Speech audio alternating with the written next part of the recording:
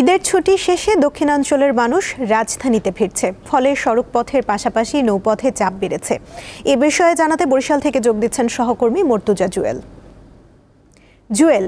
রাজধানীমুখী যাত্রীর চাপ আজ নৌ ও সড়ক পথে কতটা রয়েছে?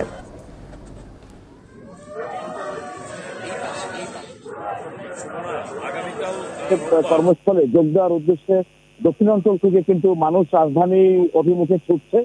ভোর থেকেই বিরতিহীন ভাবে একটির পর একটি লঞ্চ এবং বাস কিন্তু যাত্রী নিয়ে ঢাকার উদ্দেশ্যে ছুটে চলেছে।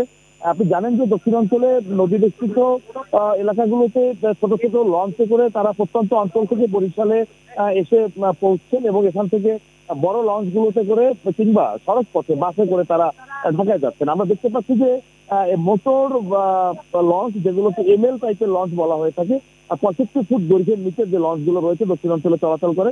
বরিশাল ভোলা, বরিশাল মেহেন্দিগঞ্জ, হিজলা, মুলাদি সহ বিভিন্ন অঞ্চলের 16টি রুটের সঙ্গে এই লঞ্চগুলো চলাচল করে এবং এই লঞ্চগুলোতে কিন্তু যাত্রী বোঝাই করে সকাল থেকে যাত্রীরা বরিশালে প্রবেশ করছেন। আমরা নৌবন্দরে এসে দেখতে পাচ্ছি যে একটির পর একটি লঞ্চ আসছেন। তবে আমরা একটি বিষয় লক্ষ্য করেছি যে এই লঞ্চগুলোতে যে ধারণ ক্ষমতা রয়েছে তার থেকে কিন্তু অনেক বেশি যাত্রী পরিবহন করা হচ্ছে। বিশেষ করে ঈদের আগে এবং ঈদের পরে অন্তত সপ্তাহব্যাপী কিন্তু এই চিত্র বিদ্যমান থাকে। যদিও এখানে যাত্রীদের নিরাপত্তার জন্য আমরা দেখতে পাচ্ছি যে কোস্টগার্ড সদস্যরা প্রত্যেকে উপস্থিত রয়েছেন। তারা এখানে তল্লাশি সহ বিভিন্ন ধরনের কার্যক্রম বা নিরাপত্তা ব্যবস্থা জোরদার করেছেন। তদুপরিও যাত্রীদের জীবনের ঝুঁকি কিন্তু থেকে যাচ্ছে।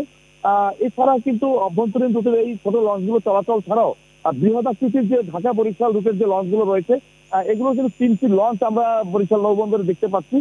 এই লঞ্চগুলো কিন্তু 3000-এরও অধিক যাত্রী নিয়ে আজ সন্ধ্যায় 7টা থেকে 9টার মধ্যে রাজধানীর উদ্দেশ্যে ছেড়ে যাবে। এর বাইরে বরিশাল কেন্দ্রীয় নতুল্লাবাদ বাস টার্মিনাল এবং রূপাতলী বাস টার্মিনাল থেকে কিন্তু অন্তত 80টি পরিবহন সংস্থার 800 থেকে 1000 বাস প্রতিদিন যাত্রী নিয়ে তারা সকাল 5টা থেকে রাত 1টা পর্যন্ত ছুটছে এবং প্রতিটি টিকিট কাউন্টার গুলোতে আমরা দেখতে পেয়েছি যে উপচে পড়া ভিড়। যাত্রীদের অভিযোগ ভাড়া দিতে বাধ্য হচ্ছেন।